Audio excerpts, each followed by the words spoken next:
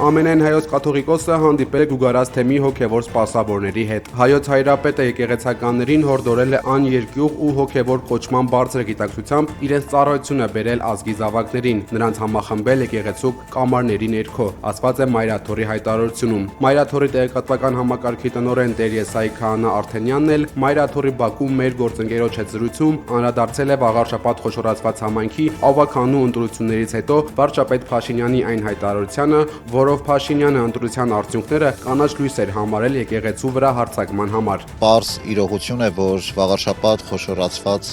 համայնքի ընտրությունները որևէ կապ չունեն վեապարի կամ Մայրաթոր Սուրբ Էջմիածնի առաքելության հետ կամ որևէ հոգևորականի հոգևոր առաքելության։ Դրանք քաղաքական պրոցեսներ են եւ մեկը մյուսի հետ կապելը կարծում եմ անպատշաճ է եւ դատապարտելի է, որովհետեւ ասել, որ վաղար շաբաթին ընտրելով այսինչ կամ այնինչ քաղաքական ուժին կամ տեխնացուին եւ դա նաեւ մի տեսակ կանաչ լույս է վառելու Մայրաթորի վրա հարձակման կամ Մայրաթորի վրա գրող կազմակերպելուն, իհարկե դա միանշանակ դատապարտելի է եւ անիմաստ ենթադրություններ են։